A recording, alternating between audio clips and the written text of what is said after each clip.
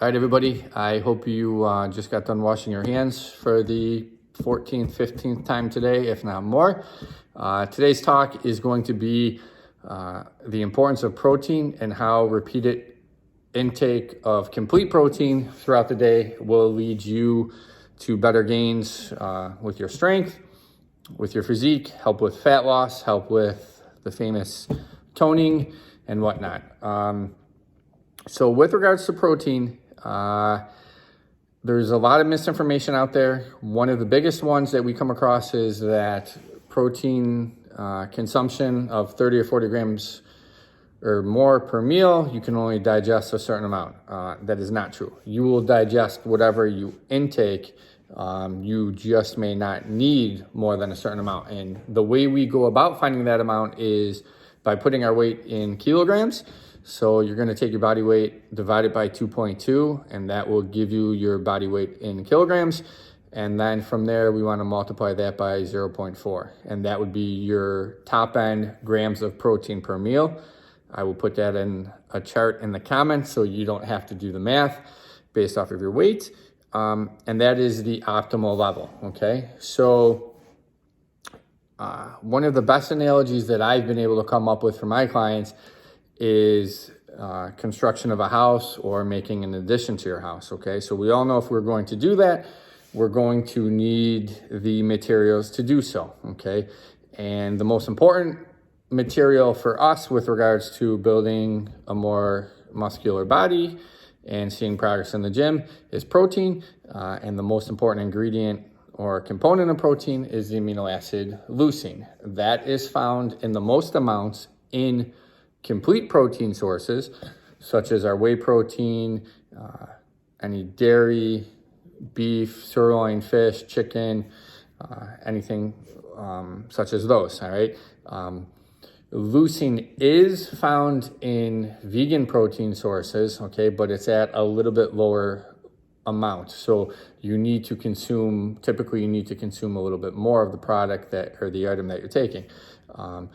An issue with that is it becomes either calorically expensive, okay? So if you're taking in a protein powder like a hemp or a pea protein and you need a little bit more to hit the desired leucine amount, it can become calorically expensive or it can become financially expensive where you are thinking you're getting 20 servings of protein in your jug and now it's down to 15 or 10 because you need to do 1.5 or 2 scoops of protein, okay? So the magic amount of leucine is about 2.5 grams or 2,500 milligrams, upwards to 4,000, and that will cover what you need, okay? So back to the building of the home analogy, let's just say for my body weight, I need 40 grams of protein, okay? So each of these blocks is going to count as 10 grams of protein. All right, we'll see if we can tilt this just a little bit. All right, so if I take in 40 grams of protein for breakfast, I have my 4 blocks of my house or my addition that is being built. Okay, so good. I did the best that I could.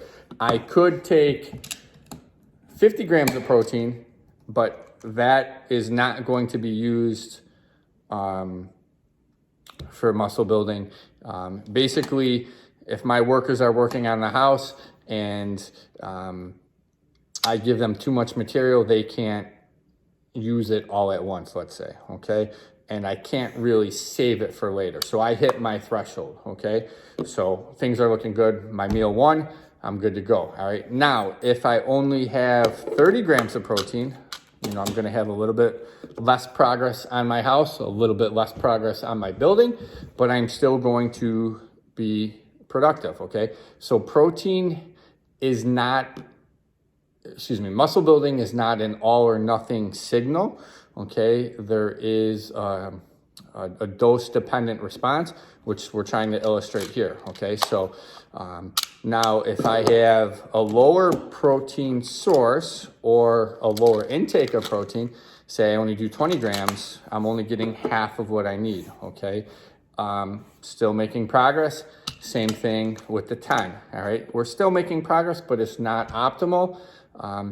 And I think this is where some people fall into some trouble or lack of progress, and then they start getting frustrated with their lack of progress in that they're not taking in adequate protein levels for what their goals are, right? So if you skip breakfast, you don't have any building going on, and that kind of moment in time has passed.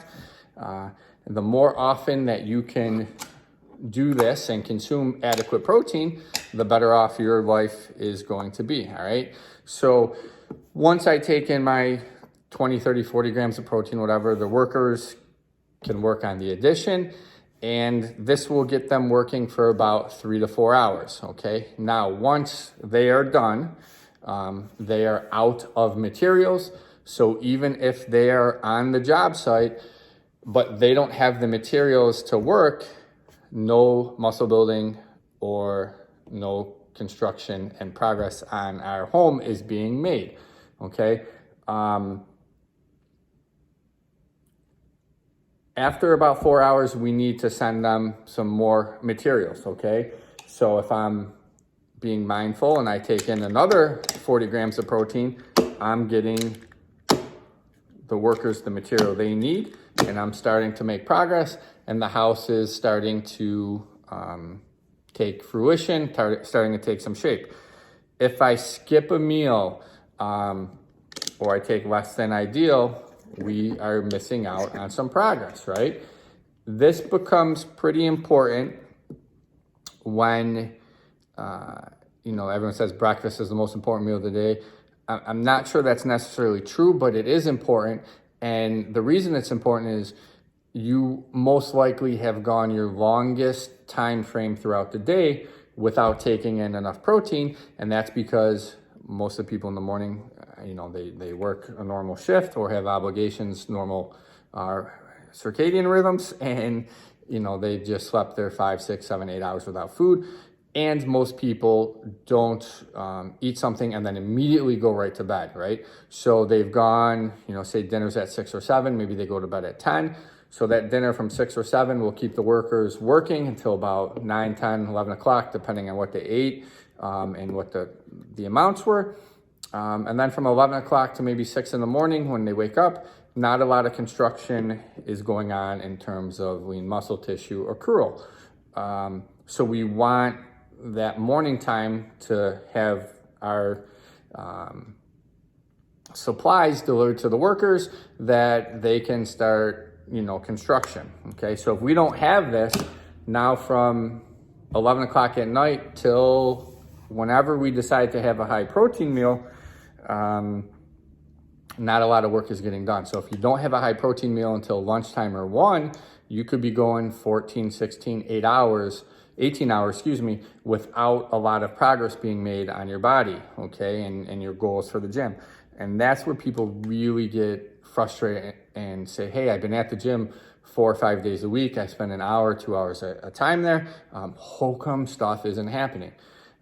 Well, if we go back to the building a house analogy or the addition, that would be like me getting upset with the builders and the contractors if they were here Monday through Friday, but my shipment from Lowe's or Home Depot or wherever, if the drywall didn't come, if the 2x4s didn't come, and they didn't have materials or they didn't have all of them and I left them short, I would be kind of ridiculous to get pissed off at them and be like, hey man, what's going on? Like, you guys were here Monday through Friday, but the progress isn't there, right?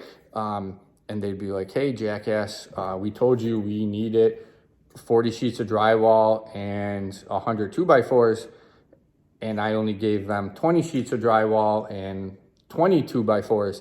The progress is going to be less, okay? So over time, if you're only taking in 20 grams of protein or you're missing a meal, or you're only taking in, say, 2 high protein meals a day, versus, the 4 or 5 that maybe you could be fitting in over the course of the time that you're awake, that tends to add up or not add up in terms of progress over time. So if you're having 3 or 4 meals a day of high protein, that's about 28 times a week that you're telling your body, hey, build some muscle tissue, here's the materials, start accruing some muscle mass, right? And then good things happen.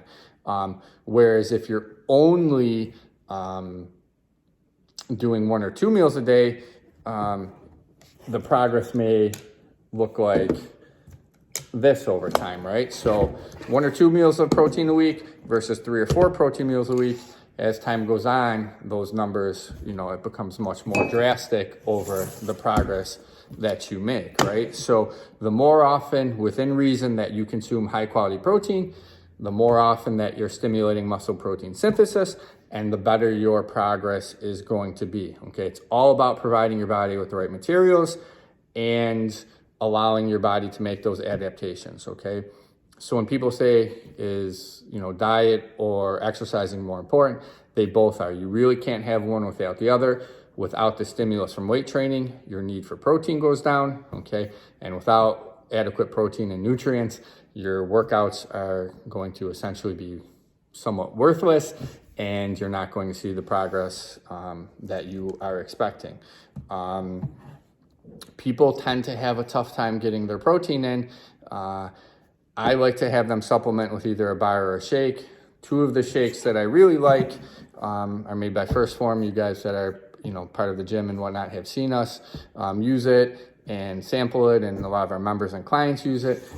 They essentially make 2 types of protein. One is ideal for post-workout, and that's called Formula 1.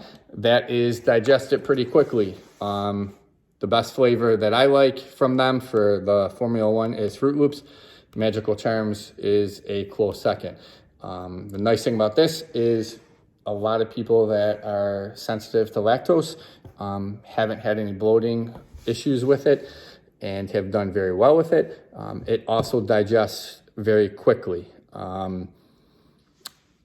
First Form really recommends that being used post-workout. I don't argue with that. I tend to also use it first thing in the morning for the reasons that we listed before. I've just gone the longest time during the day that I am not going to have protein, so I want something that digests very quickly and that I can utilize it very quickly, and it gets the workers working. Like, it's basically Amazon dropping a drone off with 2x4s and drywall so that they can get to work ASAP. So that's the Formula 1. That one is excellent. Let me know if you have any questions there. One of the other ones that I really like is their Level 1 protein, and I know the glare is kind of bad, but their ice cream sandwich is my personal favorite. Mint ice cream sandwich is also a very popular seller and is equally as good. The nice thing about this one is it does have a few carbohydrates in it, which the Formula 1 does not, and it has a little bit of fat in here, but so it'll help keep you more full a little bit longer. This is probably best suited for a meal replacement or a little bit larger snack on the go. The Formula 1 could be turned into a meal replacement if you need it in a pinch by adding some fruit, some carbs, and or a fat source. But these are both excellent protein sources, very easy on the stomach, and they give you 24 grams of protein per here. So for most of our female clients, you would probably be able to get away with 1 scoop. Some of our more active men or men with a little bit more body weight to them would probably need 1.5 or 2 scoops. And the Fruit Loop has 20 grams of protein per scoop. So you're probably looking at a scoop to a scoop and a half, scoop and 3/4, depending on your weight or whatnot. So I'll put those charts in the comment section for what your ideal protein intake is going to be or need. And if you guys have any questions, let me know. But the big take-home message for today is if you're not making progress in the gym in terms of muscle tissue being gained and body fat dropping, and or you just don't feel like you're recovering enough, and things just aren't going the way that you want them to go, more often than not, protein is low, okay? That's going to help with recovery. That's going to help with your muscle building. And it's also going to help keep you a little bit fuller, a little bit longer, excuse me, and making some smart food choices. So if you guys have any questions, please let me know. I'll be more than happy to help you out. Or if you're a member of the gym, give you guys some samples or whatnot. But if you guys need anything, let me know, and have a good day.